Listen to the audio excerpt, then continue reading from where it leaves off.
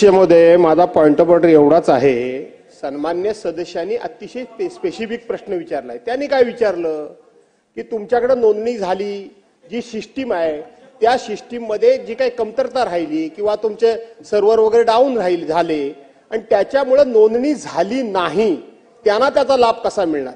तुम्ही दर महिन्याला कशी नोंदणी वाढते हे सांगताय, ज्यांना नोंदणी झाली त्यांचा लाभ मिळाला म्हणून सांगताय, त्याच्यावर त्यांना काय म्हणायचंच नाहीये, तो लाभ मिळाला हे मान्यच आहे।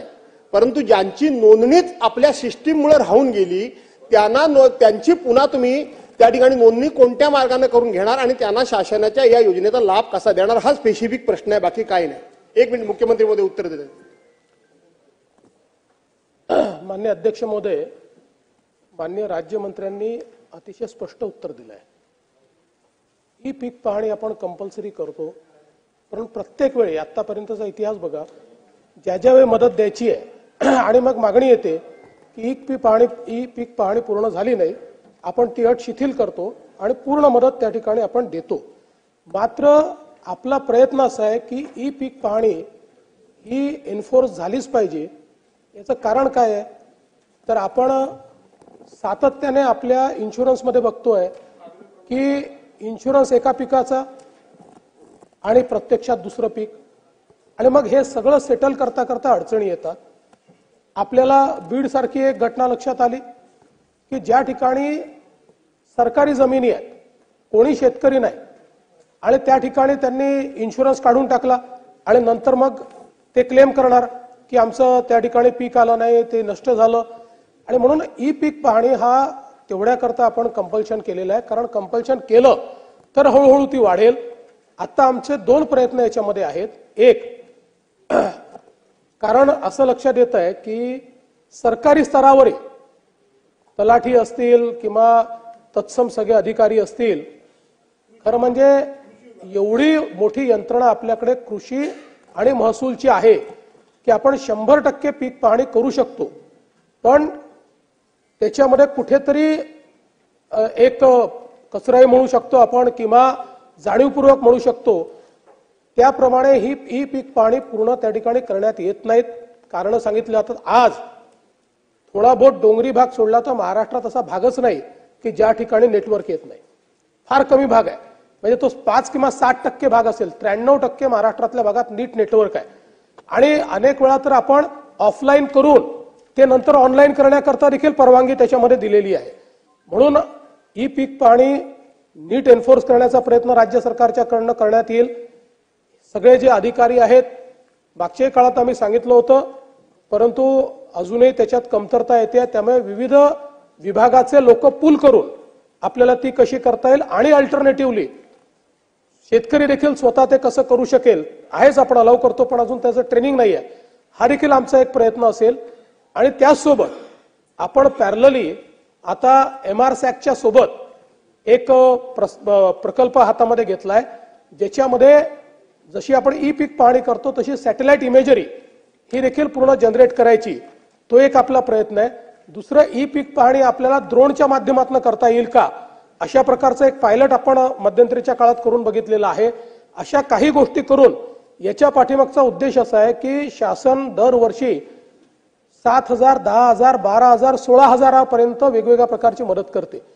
ही मदत योग्य लोकांना झाली पाहिजे, ती पात्र लोकांना झाली पाहिजे, याकरता खरं म्हणजे हा सगळा खटाटोप आहे। आणि म्हणून निश्चितपणे आपण जी काही या ठिकाणी शंका व्यक्त केलेली आहे, ही शक्यता आहे की सगळे लोक त्याच्यामध्ये आलेले नसतील, पण जे आले नसतील त्यांनाही मदत करणं हा शासन त्या संदर्भात प्रयत्न करेल। एक सन्माननीय अध्यक्ष महोदय, सन्माननीय मुख्यमंत्री महोदयांनी अत्यंत विस्ताराने आणि सरकार याच्यामध्ये ट्रान्सपरन्सी किती जास्ती असता येईल या उद्देशाने खूप विस्ताराने सांगितलं। तरी देखील आपण एक बीडचं उदाहरण सांगितलं की सरकारी जागेवर मुख्यमंत्री महोदय हे आपण शेतकऱ्यांना किंवा जे लाभार्थी, फक्त मी शेतकऱ्यांचं म्हणत नाही, आता ते यांचं आपण लाडकी बहीण योजनेचं पण बघितलं, परंतु हे सगळं करत असताना हे सगळं आपण तपासूनच त्याची नोंदणी करायची ही अधिकाऱ्यांच्यावर जबाबदारी असते, कृषी विभागाची असते, महसूल विभागाची असते। निदर्शनात असे येते की याच्यामध्ये थोडेसे हे अधिकारी सुद्धा आहेत, इन्व्हॉल्व असतात, म्हणूनच हे सगळं घडतंय। आणि म्हणून अशा प्रकारच्या ज्या वेळेला चुका होतात आपण लाभार्थ्यावर ऍक्शन करतो, पण त्यामध्ये आपण त्या अधिकाऱ्यांना जबाबदार धरत नाही, जी यंत्रणा राबवणारी आहे. आता सरकारी धोरण इतकं उत्कृष्टरित्या तुम्ही सांगितलं, असं जर राबवण्याचे अधिकार कोणाला आहेत? हे राबवण्याचे अधिकार सरकारी यंत्रणेला आहेत, हे आपल्याला नाहीये. आणि म्हणून अशा चुका ज्या ठिकाणी होतात त्या ठिकाणी सरकारी यंत्रणेला जोपर्यंत आपण कठोरपणे जबाबदारी घेत नाही, केवळ ह्याच विभागातलं नव्हे, तोपर्यंत खऱ्या अर्थानं सरकारनं राबवलेल्या चांगल्या योजनेचं जनतेला फायदा होईल असं वाटत नाही. सरकार कुठलंही असू दे, सातत्याने ते बदनाम होत राहतं, टीकेचं धनी होत राहतं. आणि म्हणून याच्यामध्ये सरकारी यंत्रणेला जबाबदार धरण्याची आपण प्रोव्हिजन कराल का? निश्चितपणे अध्यक्ष महोदय, हे खरंच आहे की काही ठिकाणी आपल्या यंत्रणा देखील या संदर्भात दोषी आहेत. आता इतक्या मोठ्या प्रमाणात समजा लोक इन्शुरन्स काढतायत, दुसऱ्याच्या जमिनीवर तिसरा इन्शुरन्स काढतोय, एकच माणूस 3-3 ठिकाणी काढतोय, तर यात काही ठिकाणी तर संगनमत असेलच, बिना संगनमताचे होऊ शकत नाही. हे खरं आहे की आता या इन्शुरन्सच्या संदर्भात आपले जे CFC सेंटर्स आहेत त्यांनी काही घोटाळे केलेले आहेत. त्यामुळे या संपूर्ण यंत्रणेत जे जे दोषी निघतील त्या सर्वांवर कारवाई ही केलीच जाईल. की पीक पाणी झाली पाहिजे हे बरोबर आहे. आपण सहाय्यक स्तरावर म्हणजे जमाबंदी आयुक्तांनी सांगितलं की आपल्या ग्राम स्तरावरले जे अधिकारी आहेत, तलाठी असतील किंवा कृषी सहाय्यक असतील, यांची जबाबदारी पाहिजे.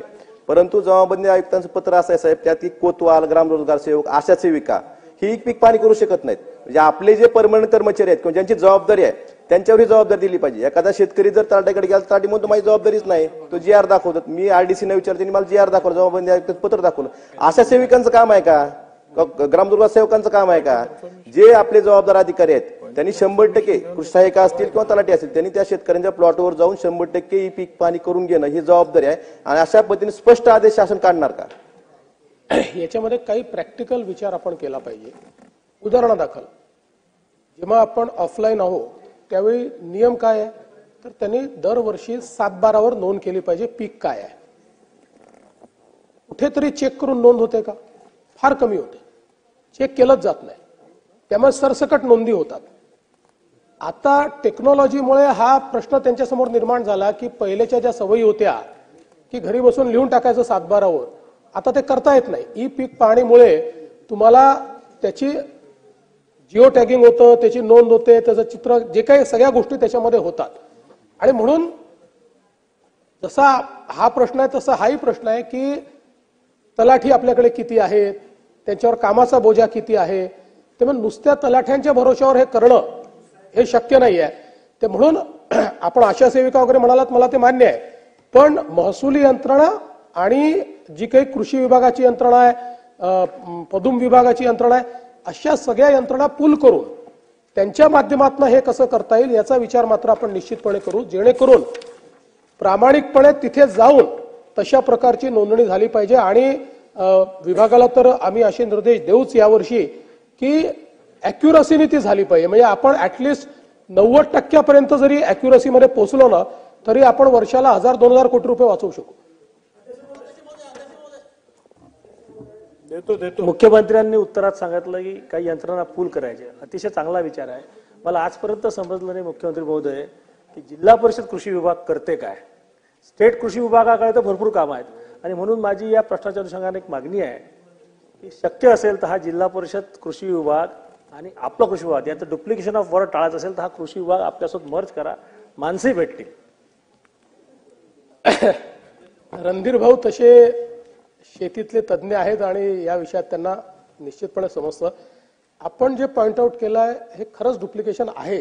तथापि आपल्याला कल्पना आहे की 73व्या घटना दुरुस्तीनंतर आपल्याला काही विषय हे संविधानाने जिल्हा परिषदेला देणं कंपल्सरी केलं आहे किंवा स्थानिक स्वराज्य संस्थेला देणं कंपल्सरी केलं आहे आणि त्यातला हा विषय आहे.